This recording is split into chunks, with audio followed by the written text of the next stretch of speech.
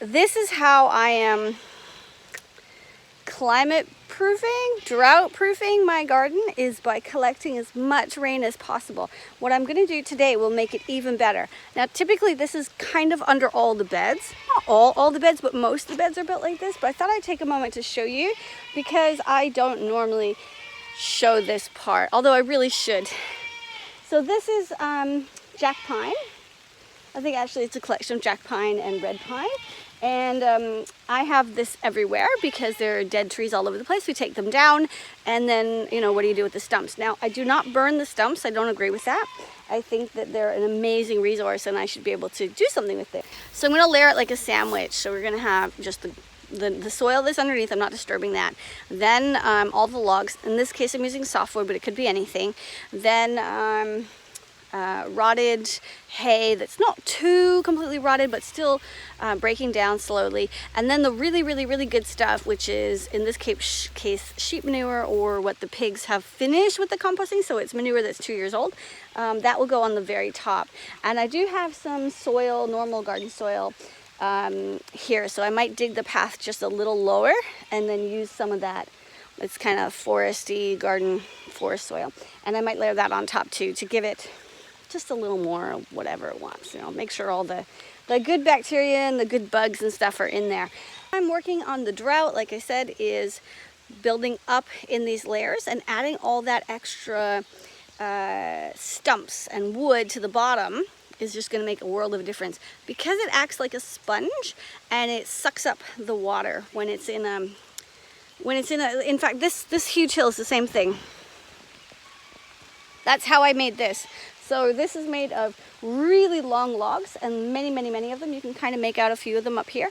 And then we covered, every time we put a log down, we put down some hay, another log, some hay, another log, some hay. And so it's well done up. And then I sprinkled some soil in there too, so as it breaks down, it's got all the right ingredients to make a good mound. And now I'm at the point where I'm going to come, and there is soil on top because I added a lot of it last year, and then put hay on top of that. So this year I'm going to come back and add my pumpkins and squash, either down at the bottom and have them grow up and over the mound, or also at the top and have them grow down. So these are awesome. They help keep the space a little warmer when you're trying to make a heat trap. Also theoretically keeps the deer out. I do not have fences, so if you imagine for a moment, this entire garden is completely exposed to the deer, and we do have deer. There's one adorable little guy, which I'm calling George, and he comes by a few times during the day, almost every day. I don't see him today, but it's raining, so that might be why. Yeah, so the way I deal with that is I plant things the deer don't like, or I plant things I love and they're surrounded by things the deer don't like.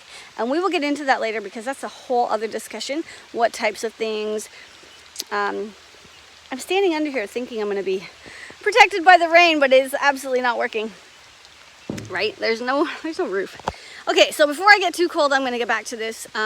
Do stay tuned for a final look of what the garden looks like when the paths are done and it's completely weeded and everything is in bloom, and it'll be amazing.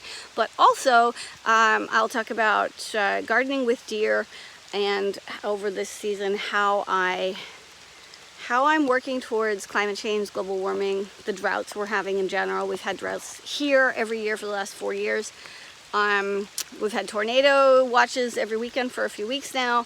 So there's things to think about, and these are brand new problems we've never had before. And I think a garden going forward, obviously, I can't change the planet. I can't, you know, but I can make tiny changes to how I garden and obviously to how I live, and, you know, try not to use as much electricity and all that good stuff.